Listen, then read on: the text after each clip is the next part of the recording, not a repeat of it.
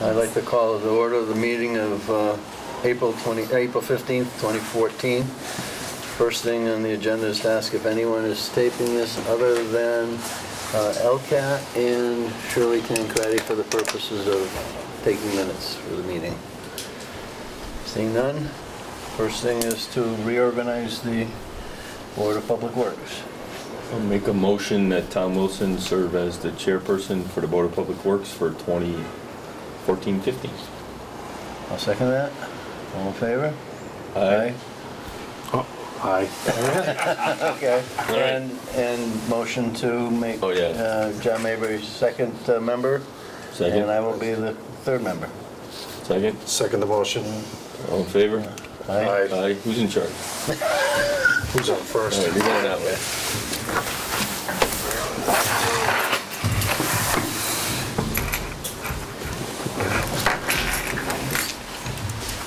So the first order would be, Yep. So Danny will do that for us. Gotta adjust my chair. so, Well, just call it more. the first order would be to review and approve the minutes of the meeting of March 25th, 2014. I make a motion that we approve the minutes. I'll second that. All in favor? Aye. Aye. Okay. The second thing on the agenda would be the Heritage Park JC Fishing Derby on the April 26th, which would be from 6 a.m. to 11 a.m. You want to, and it's something we normally do every year. Yeah, it's in here. So there's a letter. So you're asking us, we do every year, Yeah. to accept the use of that facility. Yeah. And to close And they want the, it to be closed. on April 24th at 9 a.m. Until 11:30. on the April 26th. 26th. That just allows them to stock it Stock it and and- the fish get acclimated to the pond before they Before they catch get it. fished out. And Anybody remember any special things we have to do? There's usually a letter that's written to the JCs or the CC to the Board of Selectmen that just says We approve it. Okay. Okay. But as far as trash, signage, all that stuff, they've been pretty good, I think, right? Right. So, Right. you gonna make a motion? Yeah, I make a motion that we allow the JCs to hold their fishing derby on April 26, 2014, from 6 a.m. to 11 a.m., and to close the pond on April 24th at 9 a.m. until April 26th at 11:30 a.m. I'll second that. All in favor? Aye? Aye. Aye. Good. There it is. So next we have the superintendent's reports. Oh, next we have a carnival request. Oh, the carnival. The next one in the package. The next one would be the carnival on, is it on this page? Looks like they want to have the carnival from June 28th. June 28th to July 3rd. So, I'll make a motion to approve the JCs to have their JC Carnival at Centerfield from July 28th till... June I mean, June 28th at 6 p.m. until July 3rd at midnight. If you want to close it. Yeah, okay. Okay, and they're looking to close the field so they could set it up from 8 a.m. on Saturday, June 21st, to Sunday, July 6th, 2014. I'll second that. all in favor? Aye. Aye. Aye. Boy, he's expeditious, huh? Doing a great job. We trained them well. Okay. The next would be superintendent's reports. Okay, I have a number of items on the agenda tonight, so I'll try to hit each one of them briefly. The first item I had was our monthly budget summary. This one is effective through April 9th, 2014. At that point, we're equivalent to about 77% of the year that's been expended. And you can see through each one of the divisions, we are tracking very well, very similar trend to what we've talked about in previous months, that in most divisions, we're similar, if not behind where we were last year in terms of percent of budget expended. The one division that we've talked about before, and I'll mention again today, is the waste disposal division, the transfer station. We are running over at this point, and we are looking very aggressively at ways to trying to bring our costs down. We've met with Waste Management and have asked them to go back and revisit their pricing for waste disposal. We have also reached out to Covanta, who is the new contractor who's going to be handling the disposal of the town's waste, and have asked them to see if they're indicated in providing pricing to us as well. But that'll be the tough item. We will also have to very carefully look at where waste is coming from. For instance, waste comes from the service building from here, goes to the transfer station. That really is a cost that could be and should be allocated, for instance, to the highway division. And we have to be very careful in terms of how we allocate those costs to bring everything in within the budget that we have to work with. Okay. So if we're picking up stuff on the side of the road, we're bringing it to the transfer station? Is that what you're saying? Yeah, that I would say would, legitimately be a highway expense, not a transfer station expense, and should be accounted for as such. And you think by allocating it into a different line item, that would be closer to being in the budget? That's what we have had to do, as I understand, in previous years, and what we will do this year. Okay. But it is our tightest budget, and what we have to work with.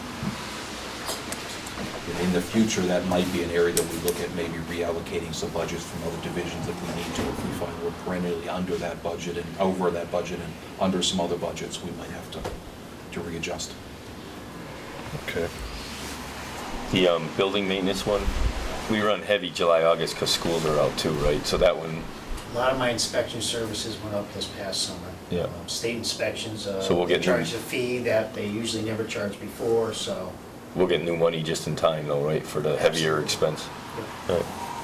The other item that we talked about today is included in the dollars expended to date in the building maintenance is the Birchland roof repair work that was done at the very beginning of this fiscal year, which the DPW had requested a reserve fund transfer. That reserve fund transfer has not yet taken place. Okay. We may not need to transfer the entire amount, but whatever we're able to account for what was a completely unanticipated expense that was ultimately carried by building maintenance will help there. So that'll offset that line item right there? Absolutely, yes. Roughly $27,000 was taken out of that school, out of that budget line item. I believe it may have been 38, 39,000, because the reserve account transfer that was requested and approved was for $40,000, Right. even was what the estimate was going to be, or was at that time. Okay. Okay.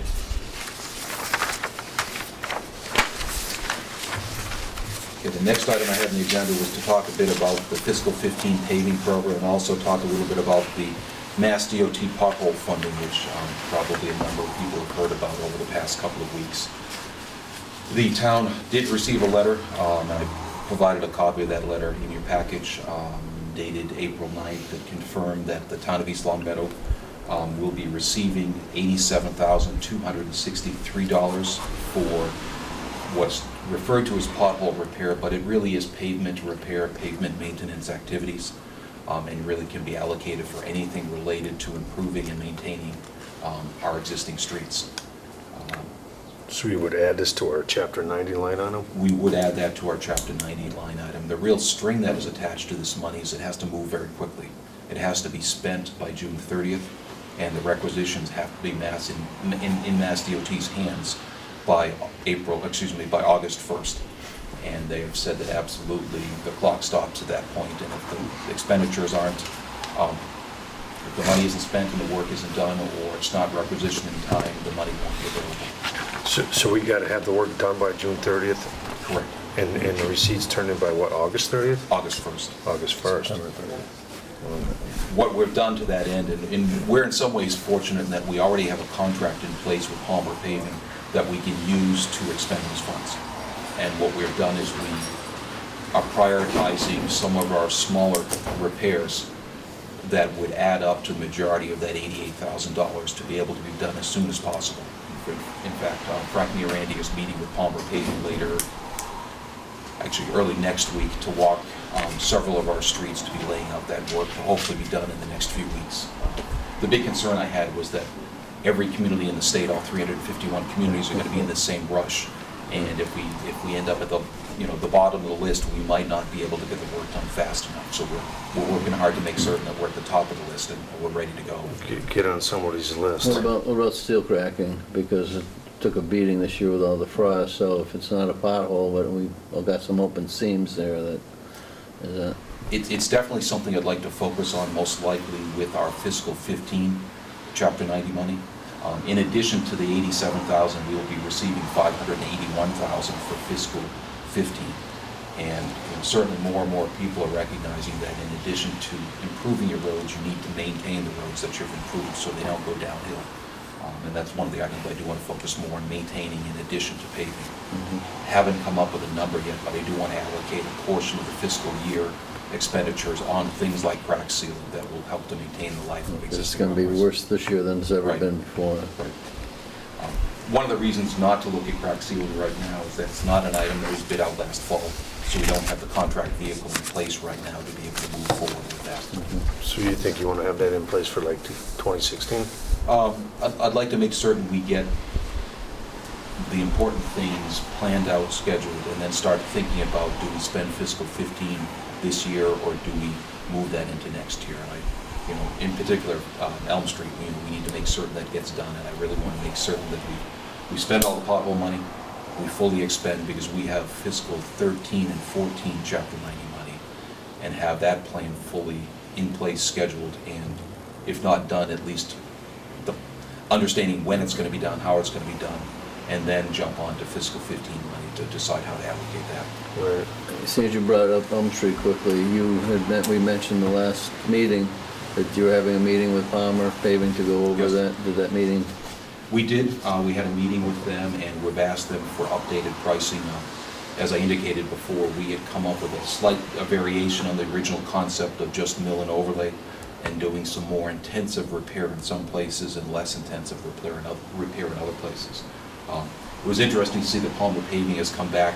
They asked us, they understood the value of that approach, but they said, what if we take a look at doing a full reclamation of the roadway, which is basically, say, gutter to gutter, reclaiming the entire roadway, milling it, reclaiming it down 16 inches, removing 4 or 5 inches of material to make space for the paving, and then putting down completely brand new blacktop the entire length of the roadway. Right now, they've provided pricing to us that would show it's more cost-effective to reclaim the entire street and put down 4 inches of pavement than it would be to do the spot reclamation repair work, because it's much more labor-intensive. So we're looking at those numbers real hard right now. It's intriguing. We would get essentially a brand-new road at that That'd be the point. best thing you ever happened to us. So would they grind that right down and mix it in with the gravel and Yes. and then grade it, Yes. compact it, and then Correct. peel off the extra Right. 4 inches that they don't need? And as you know, what you're basically doing with the reclaim process is you're creating gravel where you don't currently have gravel, because And you're grinding up the You're pavement. enhancing the gravel that's Right. probably poor to begin with Right. and making a better gravel base, yeah. And they're aware of July 1, we don't want anything, or till after the 4th of July. And And be on their schedule. whatever we work out for a change in practice is then going to lock them into a schedule, because we want it to be as close to July 6th as it can possibly be, so we don't end up bleeding into the late summer, early fall, and end up on the wrong end of the curve there. Right. Again, I think we're in better condition than many communities in that we have the contract in place, we have the appropriations in place. We're Right. not waiting for fiscal 15 money. We already have the money in the bank that we already Right. spent today. So we're good to go as soon as they're good to go. We want to do a little bit more evaluation of pricing before we come back with a final plan, but I'm definitely leaning towards the full reclamation alternative. That would be, if we could get something like that in that budget ballpark, I think Right. that'd be the best bang for the buck. It, similar to the spot reclaiming and milling, it will be a longer project. It will probably be in the range of 2 to 4 weeks by the time, when they first get into the road and when they finally leave the roadway, because there's a lot of steps that have to happen along the way. But when they leave, it's going to look completely different than it looks today. Yep, they'll get all the crown back in it and everything. He could start past Maple Shade. I did want to mention the miscellaneous projects, the small projects that we're looking to try to use the pothole money on, because we can move pretty quickly on these. Our roads have always been part of the plan for this year. Pease Road, from house number 54 to house number 90, which is the hill on the east side of Summers Road, heading towards Summers Road. Meadowbrook Road from Summers to number 48.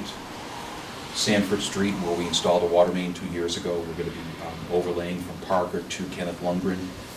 And then Chestnut Street from the XL Dryer facility to Holly Drive. We also have on schedule for this year to do Chestnut Street from number 173 all the way to Summers Road, but that's a more expensive, more time-consuming project, so we're not focusing on that first, because again, we want to find $88,000 worth of projects that we can move on tomorrow if we need to get that money. It sounds like you got those. Yeah, that's with about that the total. First three lists right there. Yep.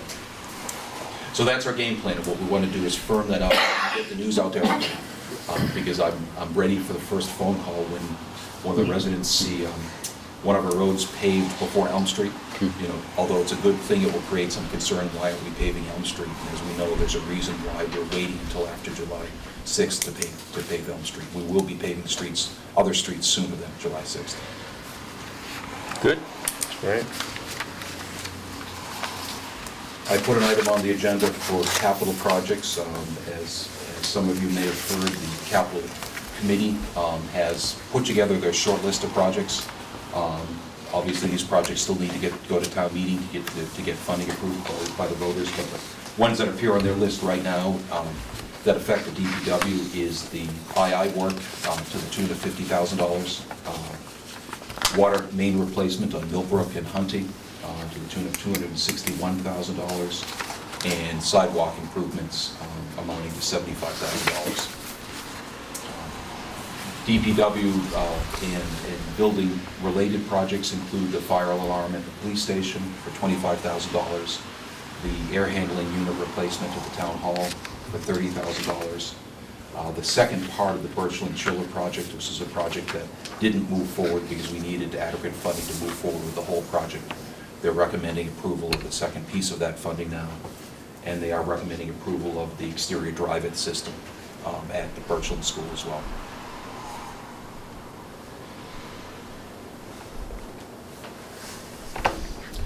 So if there aren't any questions, moving on to the enterprise fund adoption status.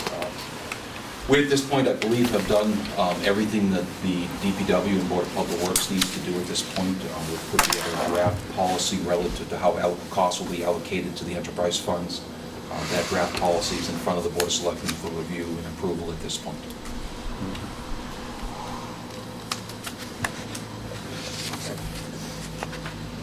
The Department of Public Works has been involved in a couple of ways relative to municipal space needs in the town.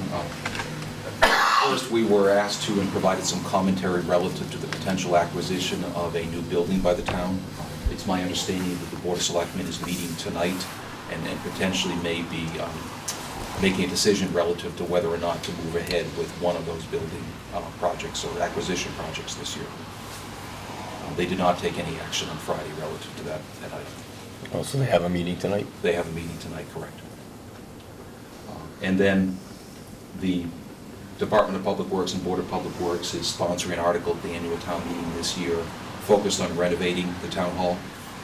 We understand that it's going to take a lot of work between now and the annual town meeting, and we'll be working on a plan for getting the information out to the public, having public meetings, providing education, so everybody understands what that project is and why we believe it's something the town should move forward with. Then lastly, and this one will take a little while, I'd like to spend some time talking about an evaluation of potential water and sewer rate impacts. Not looking for any action by the board tonight. We will still need to schedule a public hearing to actually act upon the rates at some later date. But what I'd like to do is explain the process that I went through to look forward relative to what rate issues might be in the next 5 years. And I put together really what is a spreadsheet-based model to predict what the department costs are going to be in the water and sewer part of the business and what the rates might need to be to support those costs. I'll start with first is the first item, the colored sheet that you see in your package. That's titled Projected Sewer Enterprise Fund Expenses, fiscal 15 through fiscal 19. One thing that will be different looking forward, assuming that town meeting decides to approve the enterprise funds, is some of the costs will be apportioned slightly different amongst the sewer divisions and the water divisions than they have been in the past. So what I did was I developed a column for reference purposes, which is what the budgets were in fiscal 14, all the way down from salaries down to expenses. I then developed an adjusted version of that for fiscal 15 with the expectation that the enterprise funds would be approved. The impact that the enterprise funds would have on these budget line items first appear about 2, 3, 4, 6 lines down. I have an account that I titled New, and that's an account that is set up to carry the indirect employee expenses that would be attributed to the employees in the sewer enterprise fund, and that would be healthcare, retirement, and other indirect costs that traditionally have been carried by the general fund. If you go back up to the first line item, you'll notice that the salary costs decrease from what they had been appropriated in 2014, and the reason for that is shifting of some employees to properly balance and properly staff the water and the sewer enterprise funds, so that our direct costs will decrease somewhat, our indirect costs will increase, because we don't currently carry any indirect costs in those budgets. The other items that are worth pointing out, and this is really a planning tool that I've put together. If you go down on the left-hand column and you see new 5/20/5241, as we allocate vehicles to the water and sewer enterprise funds, we should be allocating repair costs for those vehicles. Exactly. And we should be allocating fueling costs for those vehicles as well. So what I've done is I've created lines there to an approximation of what I think those budgets should be in fiscal 15 to carry those costs. Ultimately, what that does is that results in a total expense for running the water and sewer enterprise funds. For budgeting, for planning purposes, what I did also is I took a look at what our current principal and interest requirements are, with the understanding that the water fund would carry 100% of the water debt, and the sewer fund would carry 100% of the sewer debt. I also recognize that we will likely continue with capital projects moving forward, so I created a line item for annual capital project allocation. Does that come off the 5-year capital plan? At this point, it doesn't. It does for this year, but I need to start looking forward, and it was really a placeholder in there to build the model, so then the model can be used to make decisions going forward in terms of, are we able to move forward aggressively with projects this year, or do we have to slow down this year because we want to minimize the impact on rates, for instance? So where would that 150 come from? From capital, or? No, that would be everything, with the concept of the enterprise fund is everything that is directly attributed to running the water business and the sewer business would be paid for by the revenue that those businesses generate. So that $150,000 line item would get there through the price of the water? Correct, the revenue Okay. that the water rates generate. What I did, and that's what accounts for all the color on here, is I tried, because it's a planning tool, I tried to account for escalation in budgets going forward. I noticed that. And what I did, again, these are all placeholders, but it's set up so that, if we want to plan for a certain rate of escalation for fuel costs going forward, or for expenses going forward, or the big uncertainty on the sewer enterprise fund is we have nothing definitive from Springfield Water and Sewer Commission regarding what they anticipate anything beyond this year's cost to be. So what I did there was I built in a unique escalation factor for Springfield Water and Sewer, expecting that they may be different than some of the other costs that we bear. So at the end of the day, again, for planning purposes, I think it's a reasonable number, and there are decisions that the board will need to make in terms of what types of capital investment do they want to make this year, next year, and the following year, and those types of things. But all of this adds up to an expense. At the end of the day, the expenses then need to be paid for by the revenues. The revenues are what is shown on the second page. And what the second page indicates is our current sewer rate is $2.55 per 100 cubic feet. And I've just put together not even for discussion, for example purposes, a couple of different scenarios of how the expenses that are planned for above could be paid for through rate adjustments going forward. The good news, and still maintain some balance in the reserve accounts that the funds would be expected to carry, because if there's an unforeseen emergency that happens in the middle of the year, typically now, instead of going to the general fund and asking the general fund for a reserve transfer, it would be expected that the water business or the sewer business would carry that balance necessary to fund those unexpected expenditures during the year. So maintaining a positive balance would typically be a goal. The amount of the positive balance, again, would be a decision that you would make, based on, again, how much of a cushion do you want to have, and also what types of future capital improvement needs you might have going forward. So what happens if we fall short? I mean, will we go to a town meeting and bond through the water commission? We raise the rates every year, so if Yeah. we thought we were coming short, we'd raise the rate. Right. Or raise the rate? This is a projected out 5 years, but we really set the rates for one more year. Correct. So, yeah, but I mean, if we had a catastrophic failure that we weren't anticipating. They would want us to just come and ask for emergency transfer. They wouldn't want us to build a catastrophic fund, especially now. Oh, yeah. In the future, if this whole thing flip-flops around, but I don't see it in the crystal ball, but if the towns had surpluses, the enterprise fund would allow you to have some money built up and actually derive an income or a revenue, from interest. You could pay off some debt and things, but right now, they wouldn't want us to, they'd rather go for the emergency transfer. Because isn't that some of the Yeah, issue but that's we've been got, happening is we they're losing anticipate, some I of the don't know what transmission catastrophic lines would be. I that they can't, really weren't planned on losing. I mean, we have New Vineland, New Harkness, new water tower, new Allen Street, new Watchog, so we've done a lot of the new catastrophic stuff over the last 10 years, so. The real focus on capital improvements is extending the life of things that you have and upgrading what you have to make them better, but not whole scale. You're not building new facilities. You're Right. replacing old pipes that have gone beyond the end of their useful life, for instance, or replacing pipes where you can save operating costs because the cost to repair those pipes or the cost of leakage that those pipes generate cost you money, so it's worth reinvesting money back into making those repairs. So we're not anticipating that because of what you've already done in the past 10 years. That's what I would think. Yeah, okay.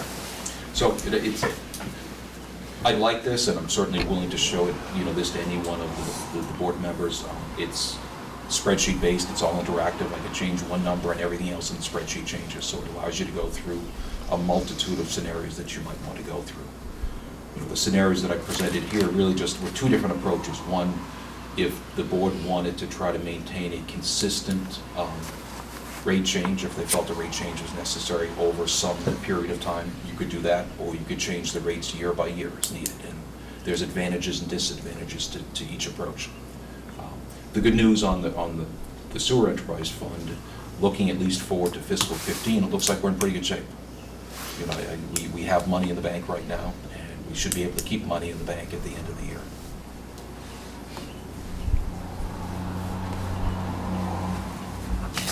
The big wild card, and I think we'll see this within the next year. The nice thing about this tool is you can change it year by year. You can adapt it as necessary. And if, Springfield has pretty much told us expect for some significant increases in the years coming forward, but we haven't yet quantified what those increases are.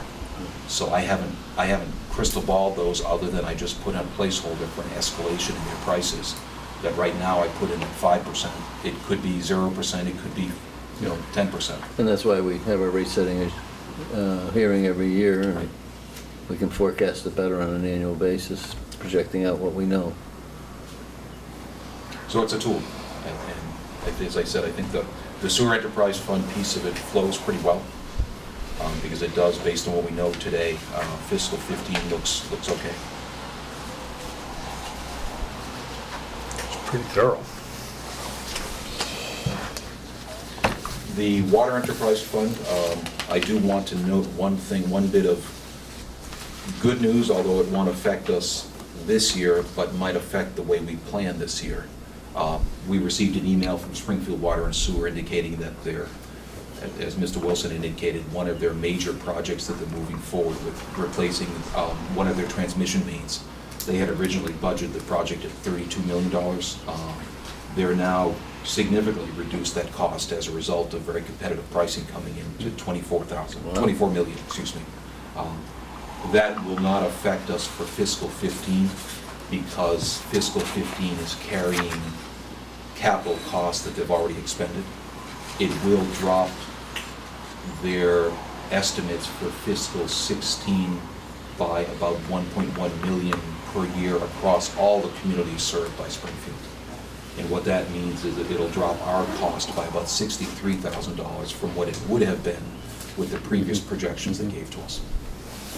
Unfortunately, it's not dropping our cost, but it'll make the increase less. That's a significant decrease. Right. So taking a similar type of approach, and this is one you probably want to spend a little bit of time on, and again, I'm very willing to sit down and run through this individually. Same type of thing is I took the fiscal 15 budget and I adjusted it as if the enterprise funds existed today.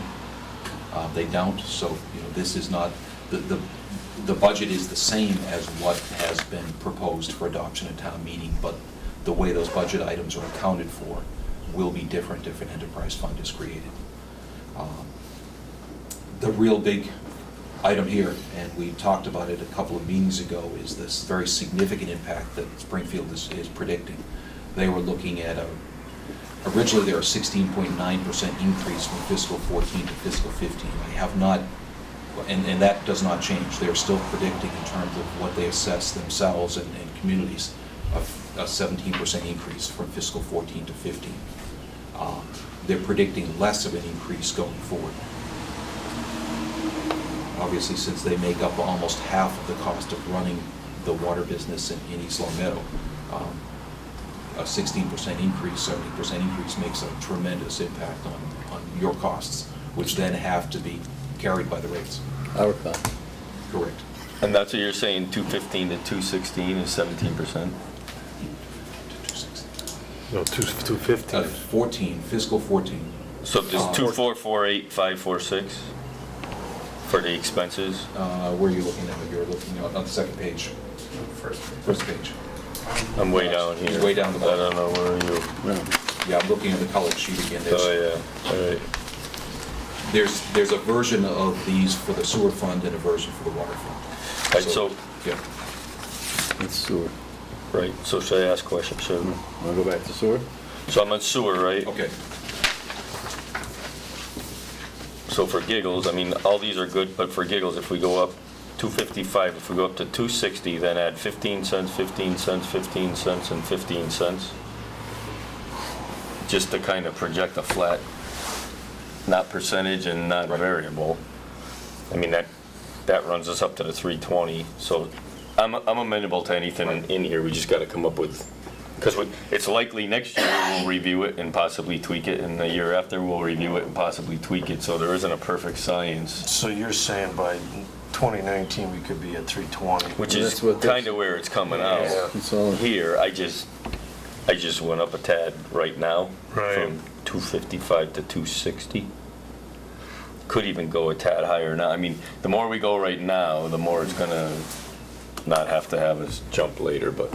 So anyways, that's that one. This one over here though is pretty perplexing. The water.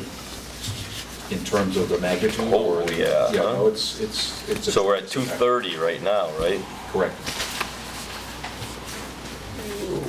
So I was trying to figure out, but so my question, Bob, was, See the line where it says expenses, 2,448,546?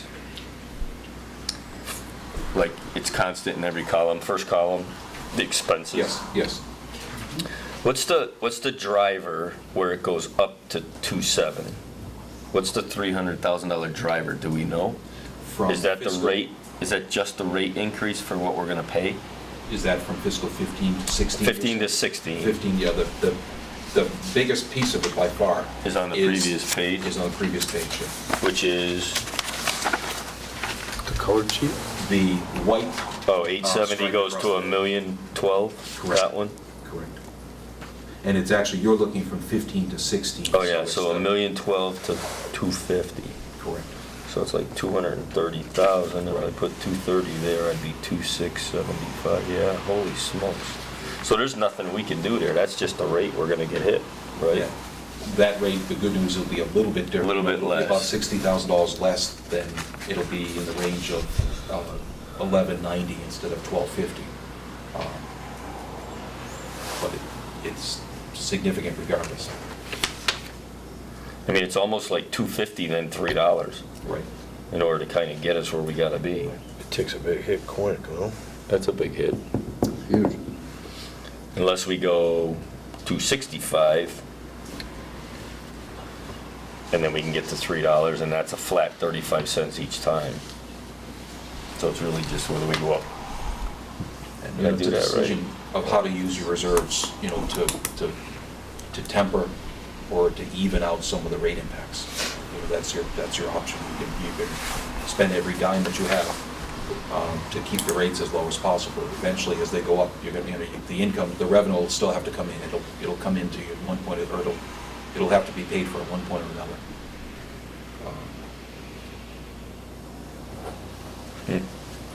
Well, 255 and then 290 might get it done. And then play it out from there, which would be We also have to look at, 25 cents and then another 35 cents. What are we looking at? And there's decisions that you can make regarding what do we want to do for capital in a year.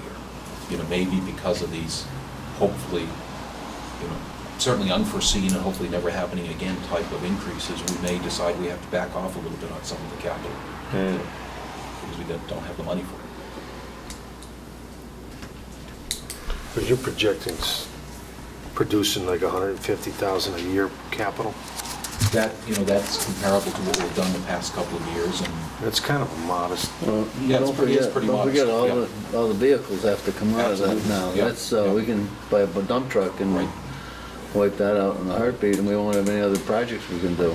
Right, that's what I'm saying, 150 is pretty modest. and then decisions could be I mean, made if we regarding need a- bonding. If you want to stretch the payback out Right. to reduce the impact per year, you can do that as well. Because we'll have a loader in there, we're gonna have a backhoe in there. we're gonna- Exactly. So if we're just projecting $150,000 of, Yeah, we almost have to look at our 5-year capital. So we doing rates at the next meeting? Between now and then, we're gonna try and come up with something at least for next year. We need to provide a minimum of 2-week notice and a public hearing before, which It has to be posted in the newspaper. So one more meeting. we could do it at the end of April or the beginning of May at the latest.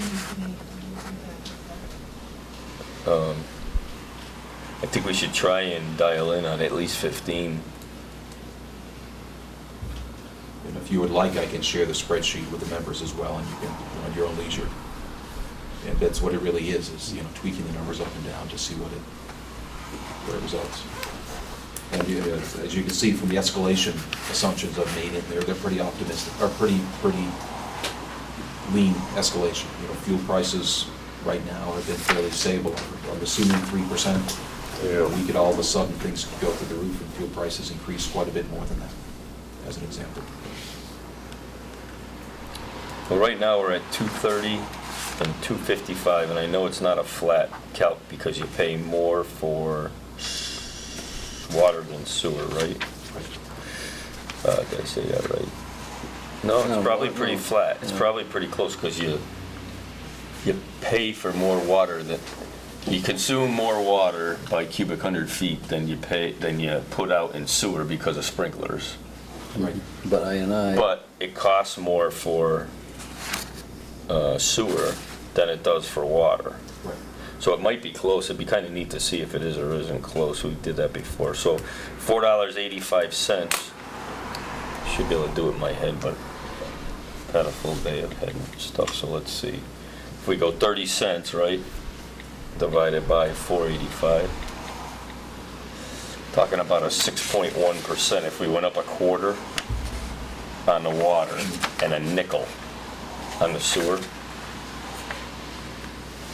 because we know we got a bigger gap to fill coming out here, that's 30 cents overall.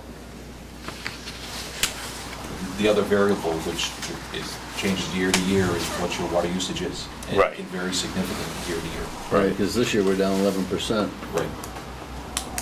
Right, it was wet all the way through June last year, right? Yeah, it was. June into July even. There was not a lot of sprinkling in the beginning. Yeah, June was wet. So obviously, you can spend some time, we can spend some time, but I'm thinking the 255 number gets us out of the box a little better than this 250 number here. Second one down. And then the 260 gets us out of the box, second one down again. Kind of keeping that balance of 528 and 375 intact for one, so we can go one more year. And it's 30 cents, so it's 6.18%. But based on what we know the city's throwing at us, it's a reasonable. Okay? I mean, we're not setting it today, but something Right. like that gets us out of the box, and then we'll see what we can do. Hey, we have to, if we get a rate increase, we can amend the rate halfway through a year if we have to. Exactly. Trouble. Yeah, it's not But- it's not a one and done, yeah. No, We can set rates within notice. Right.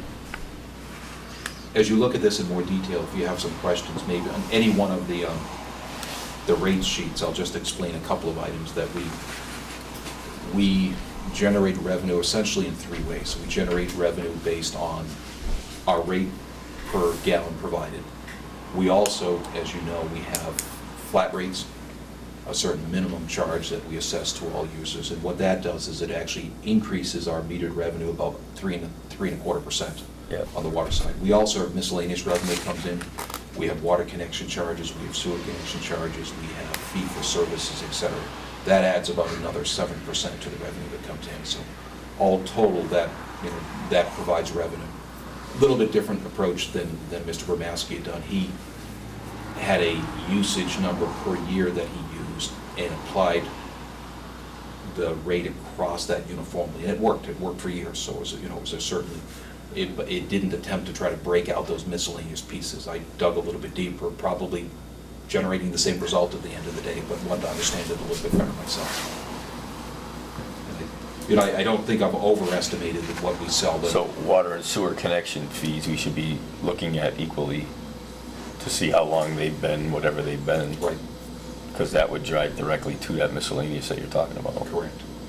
And those are likewise variable, during the tough years and nobody was building, those fees probably plummeted, and during the good years, they were probably very high. Right, but it also adds a little bit of putting the costs where the costs are. If I'm on a fixed income and I'm not doing anything to my house, and somebody is putting in 6 new houses, it might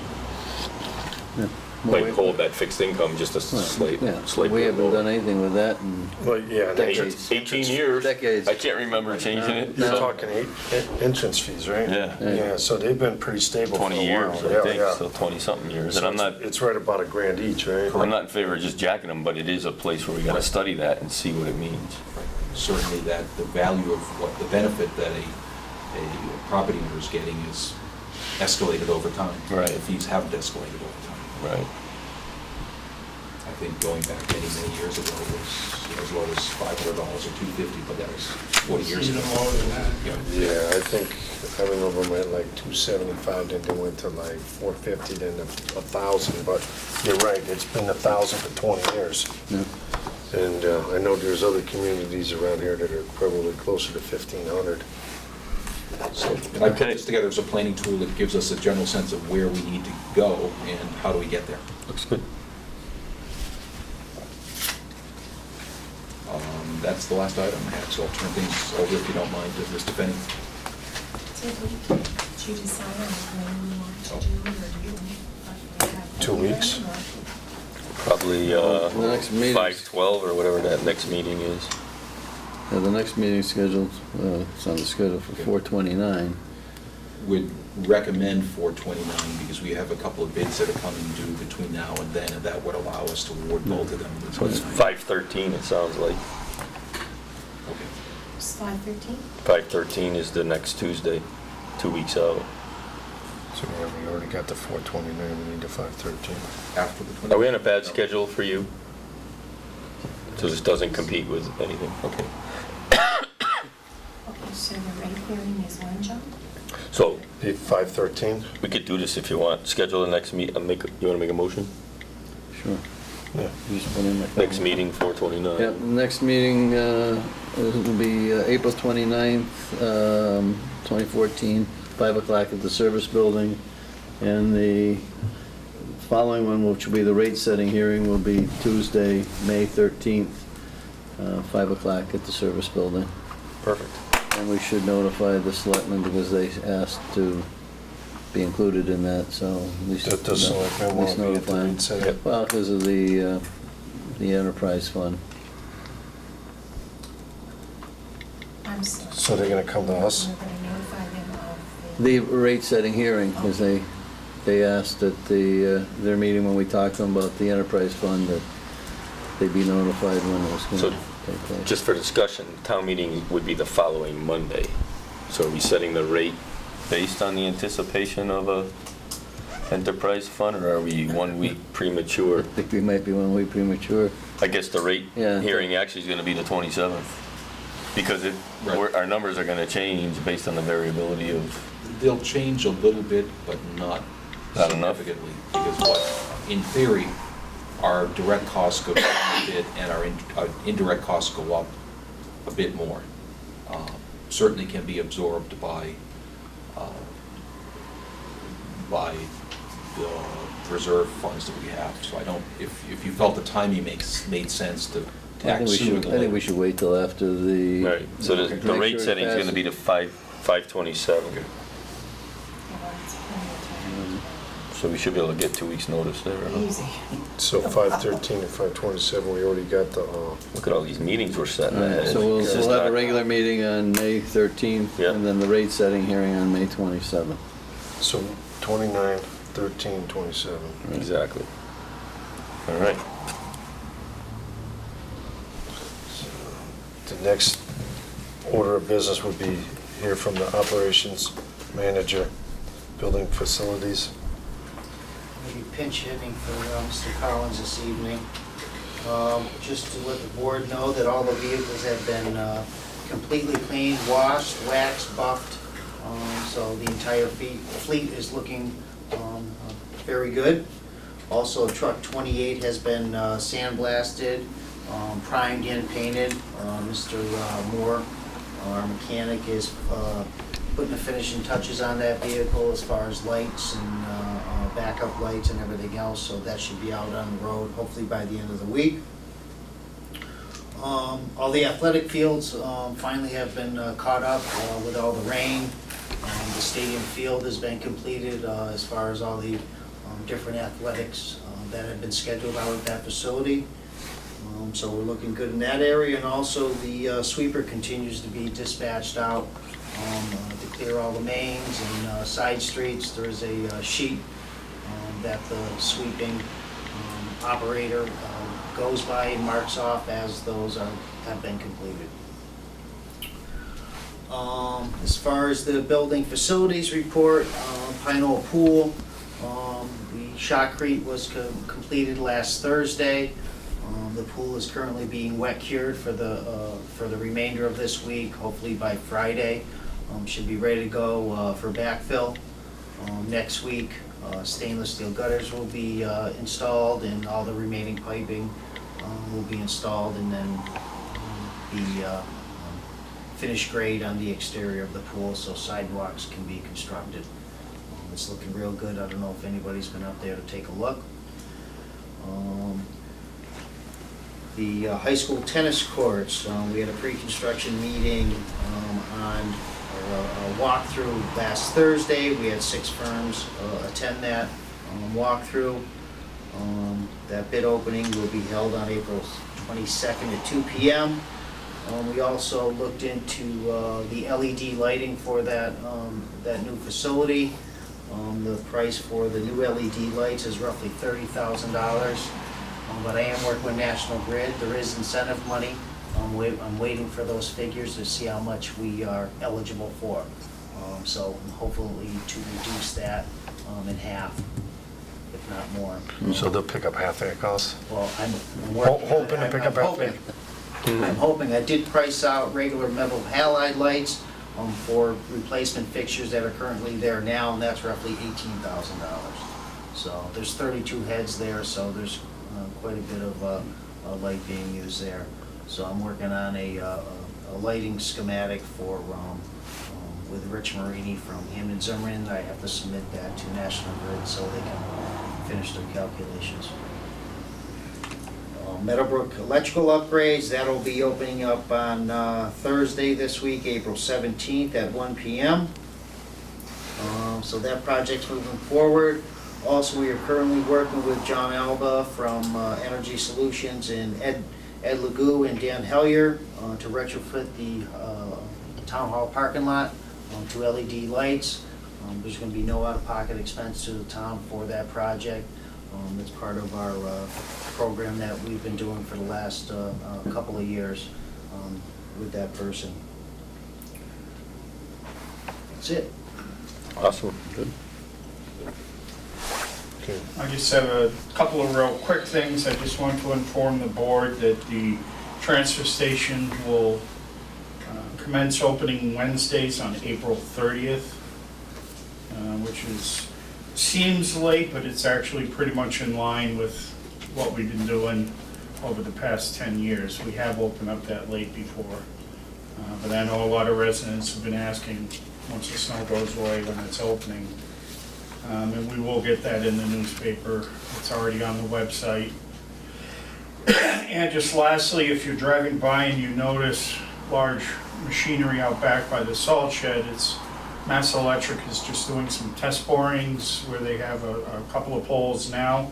Part of the replacement project of the transmission line into Munson and Palmer is going to be replace the wood poles they have now with larger, slightly taller, not huge ones, but metal poles, so they need to put in much deeper foundations, so they are doing some test borings right now.